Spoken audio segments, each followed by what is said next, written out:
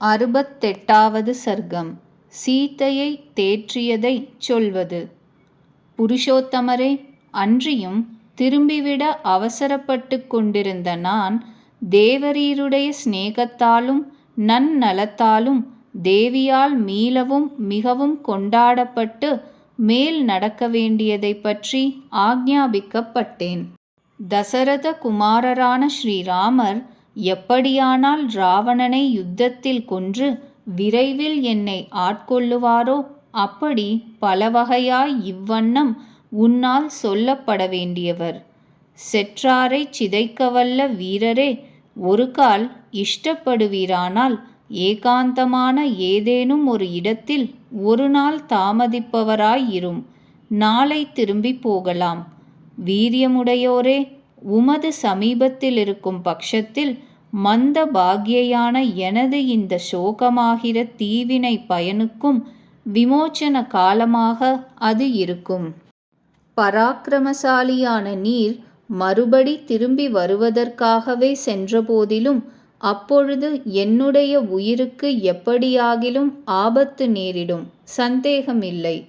துக்கத்தின் மேல் துக்கத்தை அனுபவிப்பவளாய் துக்கத்தில் மூழ்கி கிடக்கும் அபாகியவதியான என்னை உனது கண்முன் இராமையால் உண்டாகும் துக்கம் முன்னிலும் அதிகமாய் வேதனை உண்டாக்கும்.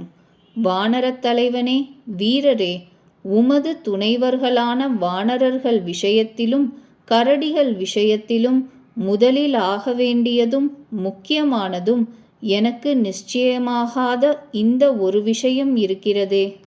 அந்த வானர ரிக்ஷ சைன்யங்கள் தாண்டுதற்கரிய மகோததியை எப்படி தாண்டும்? சக்கரவர்த்தி குமாரர்களான அவ்விருவர்கள் எப்படி தாண்ட முடியும்? இந்த சமுத்திரத்தை தாண்டுதலில் சக்தியானது சமானர்களாய் மூவர்களான வாயுவுக்கும் தான், கருடனுக்கும் தான், உமக்கும் தான் உள்ளது. காரிய வல்லர்களில் தலைவரே, வீரரே, இப்படி பெரும் தடையாயிருக்கிற விஷயத்தில் இந்த காரியம் தலைக்கட்டும் என்ன உபாயத்தை கண்டுபிடித்திருக்கிறீர்? அதை சொல்லும். பகை வீரரை அழிக்க வல்லரே, இந்த காரியத்தின் சித்தியை பெறும் விஷயத்தில் நீர் ஒண்டியாய் முடிக்கத் திறமை உள்ளவர்.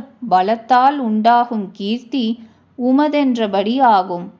போதுமான சைன்யங்களுடன் ஸ்ரீராமர் இராவணனை போரில் கொன்று வெற்றி பெற்றவராய் தமது நகருக்கு என்னை அழைத்து போவாராயின் அது பெருமையாகும். நான் வனத்திலிருந்து அரக்கனால் அவருடைய பயத்தினால் வஞ்சனையாலேயே எடுத்து வரப்பட்டேன். ஸ்ரீ ராகவரும் அப்படி செய்கிறதென்றால் அந்த வீரருக்கு அது ஏற்றதாகாது. பகைவர் பலத்தை குலைக்கவல்ல காகுத்சர் சைன்யங்களால் லங்கையை சிதற அடித்து என்னை அழைத்து போவாராகில் அதுதான் அவருக்கு ஏற்றதாக ஆகும்.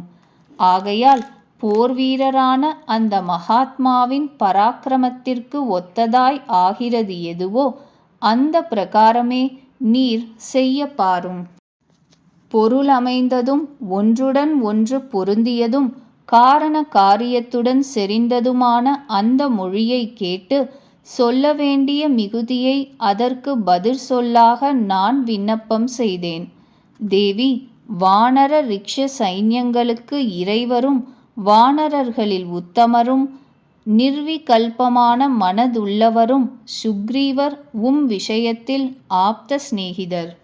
அவருடைய ஏவலின் கீழ் இருக்கும் வானரர்கள் விக்கிரமசாலிகள், திட நெஞ்சம் படைத்தவர்கள், மகாபலிஷ்டர்கள், மனதில் எண்ணியபடி பாய வல்லவர்கள். எந்த அவர்களுக்கு கமனம் தடை பெறுகிறது மேலேயும் இல்லை, கீழேயும் இல்லை, குறுக்கிலும் இல்லை, அளவிலா திறனுடையவர்கள் அவர்கள். பெருபெருத்த காரியங்களிலும் தடைபட மாட்டார்கள்.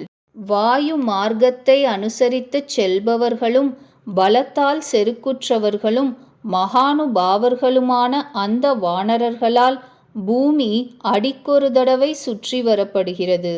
சுக்ரீவர் சந்நிதியில் எனக்கு மேலானவர்களும் சமமானவர்களுமான வானரர்கள் இருக்கிறார்கள். எனக்கு குறைந்தவன் ஒருவனும் அங்கு இல்லை. சாமானிய ஜனங்கள் தூதுவிடப்படுகிறார்கள், மேலானவர்கள் தூதுவிடப்படுகிறதில்லை. நானே இங்கு வந்துவிட்டேன் என்றால் மகா பலவான்களான அவர்கள் விஷயத்தில் கேட்கவும் வேண்டுமா?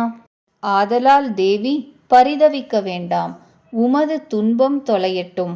வானர பெரியோர்கள் ஒரே பாய்ச்சலில் லங்கைக்கு வந்து சேரப்போகிறார்கள்.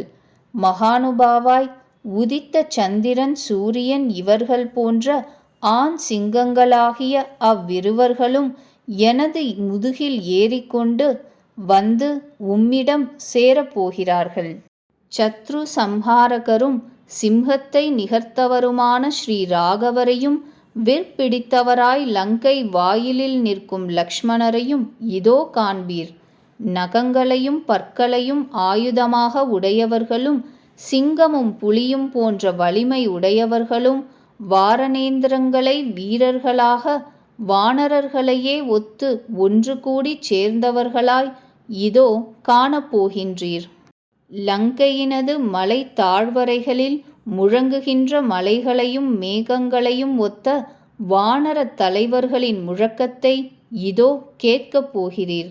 ஸ்ரீ ராகவரை சத்ருக்களை ஒழித்தவராய் வனவாசத்தை பூர்த்தி செய்து திரும்பியவராய் உம்முடன் அயோத்தியில் திரு பட்டாபிஷேகம் செய்து கொண்டு விளங்குபவராய் விரைவிலேயே கண்டு மகிழப் போகிறீர். உமது பிரிவின் துயரத்தால் துன்புறுகின்ற மிதிலைக்கோன் திருமகள் நிஸ்சந்தேகமாய் நம்ப வேண்டியதாயும் க்ஷேம சமாச்சாரங்களை பற்றியதுமான எனது சொற்களாலும் அப்பொழுது கம்பீரமாய் பேசிய என்னால் சமாதானப்படுத்தி போற்றப்பட்டவளானாள். அதனாலும் துக்கக் கடுமையின் தணிவை பெற்றாள். 68வது சர்க்கம் முற்றிற்று.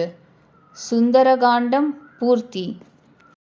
ஸ்ருத்வா ஹனுமதோ வாக்கியம் யதா வதபிபாஷிதம் ராமஹா பிரதிசமாயுக்தோ வாக்கியம் உத்தரமப்ரவீத். சுபம் பூயாத்.